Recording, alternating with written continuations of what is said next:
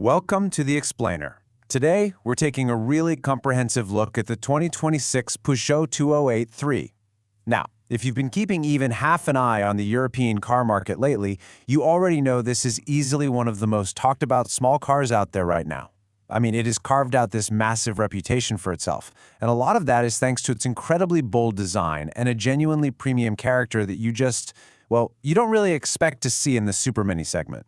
So, we're going to break down all the data, the specs, and the real-world feedback to give you the complete picture.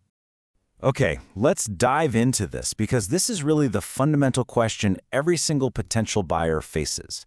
On one hand, we have this undeniable emotional appeal, right? The car looks absolutely fantastic. But does it actually hold up when we zoom out and look at the practical realities of daily driving, maintenance, and overall value? We're going to weigh all that undeniable flair against the day-to-day utility to see if it truly justifies your hard-earned money. Section 1. A premium first impression. Style meets the road. So, before we even pop the door handle, let's just take a second to appreciate the exterior presence. There's really no getting around it. This car's absolute best asset is its styling. Peugeot has leaned super heavily into this aggressive, totally distinct French design language. Notice how those modern LED signature lights give it this striking face. It honestly almost looks like it has fangs. Combine that with a palette of truly eye-catching colors, and you get a car with a premium presence that instantly elevates it way above the traditionally boring, or frankly kind of cheap-feeling super mini crowd. It absolutely turns heads, and in this segment, you know that's a huge selling point. Moving right along to Section 2. Choosing your powertrain. Tailoring the drive to your lifestyle. Now, what's really interesting about this slide is how Peugeot approaches what's under the hood. We are effectively looking at a set of empowering lifestyle decisions here. They've perfectly segmented the market to offer maximum flexibility so you aren't boxed into just one philosophy. On the top row, you've got the traditional efficient petrol option, the 1.2-liter PureTech. This is your go-to if you just want simplicity and a lower upfront cost. In the middle, the 48-volt mild hybrid options. These give you a nice little electric boost for better low-rev torque and improved fuel economy, but without making you change how you fuel up at the station. And then at the bottom, the 100% electric E208, packing a 54 kilowatt-hour battery for folks totally committed to zero emissions and that incredibly smooth EV performance. You can literally prioritize fuel economy, electrification, or upfront savings all wrapped up in the exact same stylish shell. 431. Let that number sink in for a second. That is the maximum WLTP range, which is the official real-world testing standard in kilometers for the fully electric E208. Now, to put that into perspective for a small, urban-focused hatchback, pushing well over 400 kilometers of range effectively graduates this car from just being a second car for the city into a vehicle that has genuine, real-world capability for much longer trips and light touring. That's a big deal. And that super impressive range, it is fully backed up by some serious charging hardware. The E208 features a 100 kilowatt fast charging capability. What that means for you in practice is that you can juice the battery from 20 to 80% in just 25 to 27 minutes.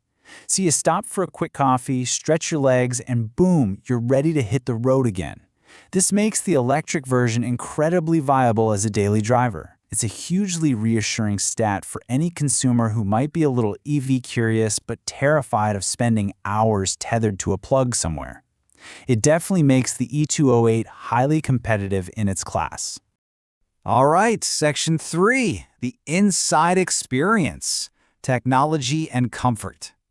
Stepping inside the driver's seat, the absolute second you sit down, you're greeted by Peugeot's famous iCockpit layout. It's totally defined by these slick digital displays and a uniquely tiny steering wheel that honestly feels a bit like a go-kart.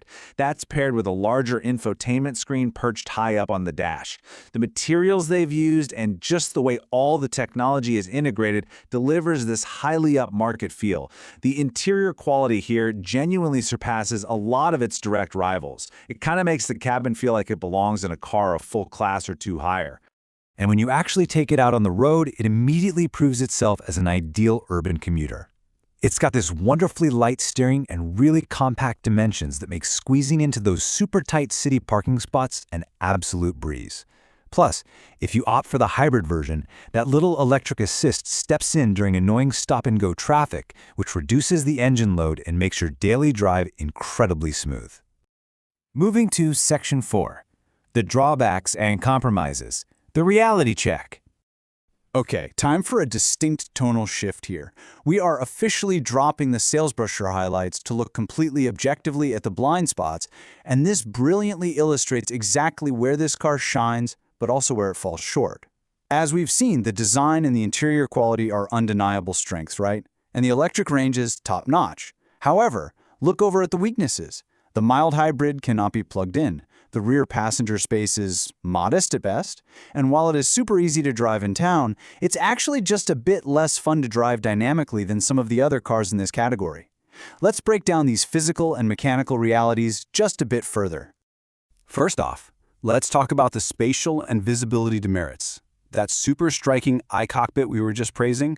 Well, it uses that unusually small steering wheel, and depending on exactly how tall you are, the rim can physically block your view of the digital instrument dials. Not ideal. Furthermore, that beautiful, swoopy exterior styling, it results in thicker pillars, which means larger blind spots around the car.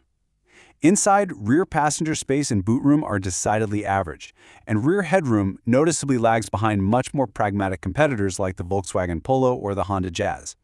It's a classic case where incredibly stylish design ends up dictating a few practical compromises. Moving over to the mechanical and refinement concerns. So while the mild hybrid system definitely improves economy, it is not a plug-in. That means you can't plug it in overnight for dedicated electric-only driving, which does limit its green benefits a bit. Now, if you take the car out of the city and onto the motorway, you are going to encounter some noticeable engine noise at higher revs. It kind of reveals that there's just a bit less cabin insulation compared to its class rivals. And finally, we have to note some real-world reliability perceptions here.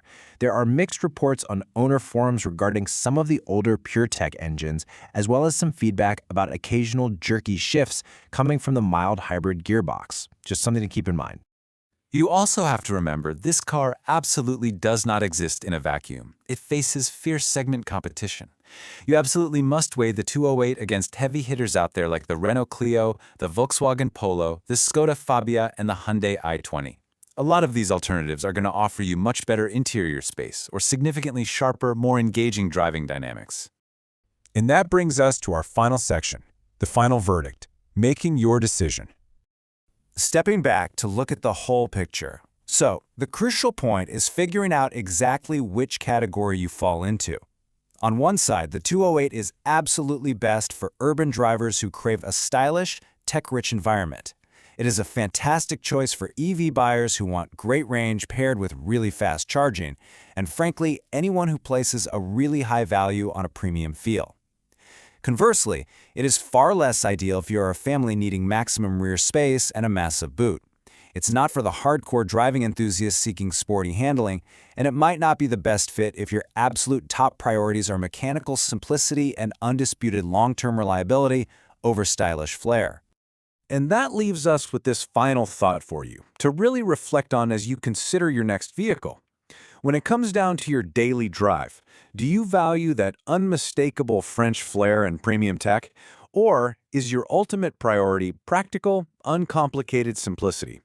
The Peugeot 208 makes an absolutely brilliant case for style, but honestly, only you can decide if it perfectly fits the substance of your life. Thanks so much for joining me on this explainer. Keep learning, and I'll catch you on the next one.